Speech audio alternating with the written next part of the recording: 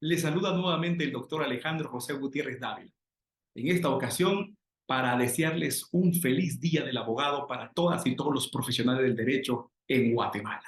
Con ocasión de esta celebración y en conmemoración del Día del Abogado y de la Abogada, he decidido subir esta pequeña cápsula explicando las fuentes del derecho, como un regalo para todas y todos los distinguidos y distinguidas agremiadas y agremiados de la carrera de la profesión del derecho en Guatemala. Pues bien, las fuentes del derecho. Para eso déjenme decirles que cuando hablar de derecho estamos hablando de una ciencia que es inherente al ser humano, inherente a la persona humana. Es conocida como una ciencia del espíritu porque es una ciencia del pensamiento. No es una ciencia física, no es una ciencia experimental, es una ciencia del pensamiento y del pensamiento humano. Entonces, para hablar de las fuentes del derecho, en Guatemala tenemos que partir de nuestra constitución política. La constitución política de la República de Guatemala como norma fundamental, que es el pacto político, ético, jurídico, social y cultural de los y las ciudadanas de Guatemala. Pues bien, en nuestra constitución, en el preámbulo, indica lo siguiente: afirmando la primacía de la persona humana como sujeto y fin del orden social. Sobre ese gran principio postulado en el preámbulo de la Constitución, luego nos vamos al artículo 44 de la Constitución Política República, el cual establece lo siguiente: se garantizan todos los derechos inherentes a la persona humana, aunque no estén regulados por escrito, y serán nulas ipso iure todas las leyes, los reglamentos, las disposiciones y cualquier otra fuente del derecho que disminuya, tergiverse o restringe los derechos inherentes a la persona humana. Muy importante entonces, pero que partiendo de lo que acabamos de explicar en el preámbulo de la Constitución y en el artículo 44 constitucional, podemos entonces concluir que la principal fuente del derecho en Guatemala son los derechos inherentes a la persona humana. ¿Y esto por qué? Porque nuestra Constitución es de corte justnaturalista. El justnaturalismo racional práctico nació en la Ilustración, a finales del siglo XVIII, con el pensamiento de grandes autores como Diderot, d'Alembert, Alexis de Tocqueville e Immanuel Kant, Juan Jacobo Rousseau, entre otros, quienes postulaban que el derecho emana del ser humano, emana de forma natural del ser humano, y por lo tanto el derecho es humano, es humanista. Ese derecho natural racional práctico nos dice entonces que el derecho surge del ser humano, a diferencia de los derechos naturales religiosos, teológicos medievales que creían que el derecho natural provenía de la divinidad o de la providencia. El derecho natural ilustrado nos dice que proviene del ser humano, por el solo hecho de ser un ser humano que piensa, que tiene facultad racional.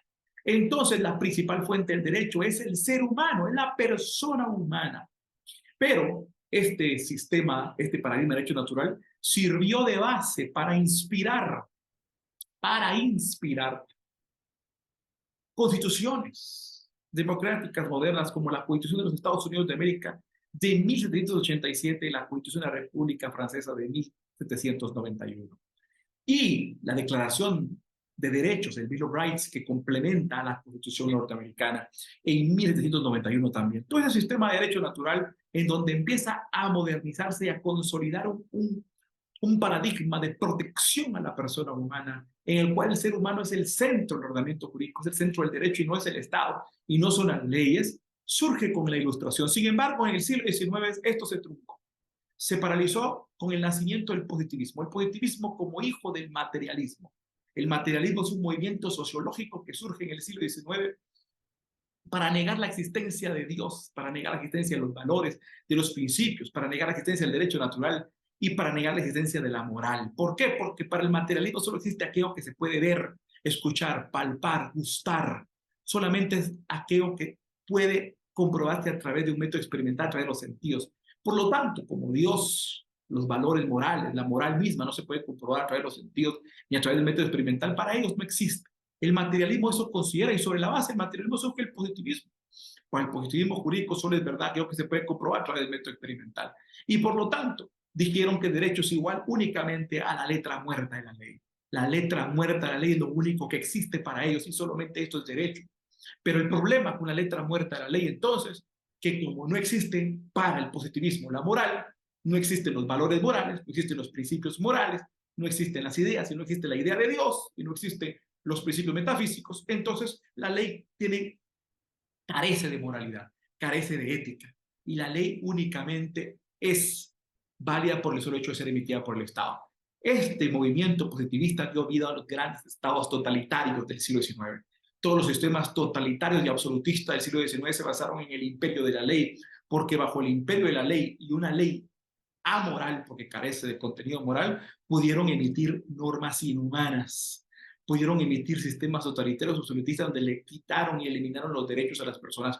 Como los derechos no son naturales, sino los otorga la ley, también la ley los puede quitar. Y el Estado, basado en el positivismo, entonces cimentó su absolutismo y su exclusión, su sistema represor, eliminando los derechos de las personas. Y sobre esa base entonces llegaron a los excesos de la Segunda Guerra Mundial y los sistemas nazi, fascista y el socialismo, el nazismo y el fascismo, como sistemas totalitarios de la primera mitad del siglo XX, cometieron grandes excesos que llevaron a las atrocidades de la Segunda Guerra Mundial, por lo que a consecuencia tuvo que repensarse el derecho.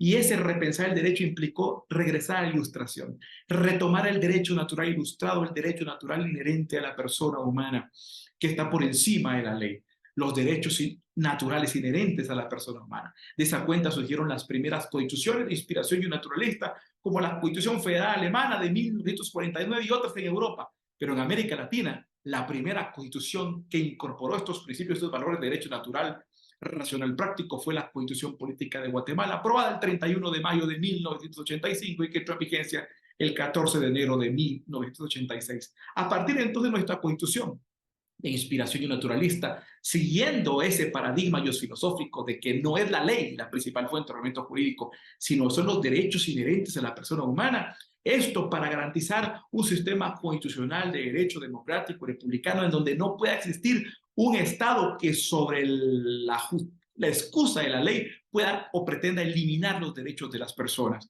Por eso entonces, la principal fuente del derecho en Guatemala, de acuerdo al artículo 44, es el derecho natural, los derechos inherentes a la persona humana. Es decir, que el ser humano está generando derecho natural por el solo hecho de ser un ser humano. Es un fin en sí mismo y no es un medio. No puede ser cosificado y tiene dignidad el ser humano. Y por tener dignidad se autolegisla y tiene libertad. Y por tener libertad entonces surgen las demás libertades. Todas las libertades fundamentales como la libertad de educación, libertad de trabajo, libertad de propiedad privada, libertad de comercio, libertad de locomoción, libertad de reunión, libertad de manifestación, libertad de culto, libertad de religión, libertad de expresión, libertad de pensamiento. Todas las libertades son derechos naturales inherentes a la persona humana. De tal cuenta que la principal fuente del derecho es el ser humano, como lo establece el preámbulo de la Constitución, afirmando la primacía de la persona humana como sujeto y fin del orden social. La principal fuente del derecho es el ser humano y sus derechos naturales, inherentes a él, de tal cuenta entonces que las demás fuentes del derecho vienen a ser secundarias. La misma ley es secundaria, porque el artículo 44 constitucional establece que si la ley contradice los derechos inherentes a la persona humana, y si la ley disminuye, restringe o tergiversa los derechos inherentes a la persona humana, entonces es nula de pleno derecho. Así las demás fuentes. La jurisprudencia complementa la ley, la costumbre suplementa la ley, la doctrina sirve para interpretar la ley, pero todas estas otras fuentes del derecho, ley, jurisprudencia, costumbre, doctrina, todas estas otras fuentes del derecho tienen que someterse a la supremacía de la principal fuente, los derechos inherentes a la persona humana, los derechos naturales inherentes a la persona humana, de tal cuenta que si la ley positiva, la jurisprudencia que la complemente, la costumbre que la suplemente y la doctrina que la interprete contradice los derechos inherentes a la persona humana, son nulas de pleno derecho. Así entonces encontramos como fuente verdaderamente superior del derecho en Guatemala los derechos inherentes a la persona humana. Esos derechos que se conocen y se interpretan de acuerdo a los postulados de la razón práctica, que son inherentes al ser humano. Y te das cuenta que las otras fuentes de derecho, como la ley, la jurisprudencia que la complementa, la costumbre que la suplementa y que únicamente aplica en defecto de ley o por delegación de la ley, y la doctrina para interpretar la ley, vienen a ser fuentes secundarias que vienen a complementar la fuente primaria, los derechos inherentes a la persona humana. Pero entonces estos derechos inherentes a la persona humana que están contenidos como catálogo de derechos fundamentales en la Constitución tienen que estar inmersos en todas las demás fuentes del derecho. Entonces, porque si las demás fuentes del derecho no pueden contradecir estos derechos, estos tienen que estar legitimados en estos derechos, de tal cuenta que existe una constitucionalización del ordenamiento jurídico. Existe toda una irradiación de estos derechos en todo el ordenamiento jurídico. La ley, la jurisprudencia, la costumbre y la doctrina tienen que estar legitimadas para su existencia en los derechos inherentes a la persona humana.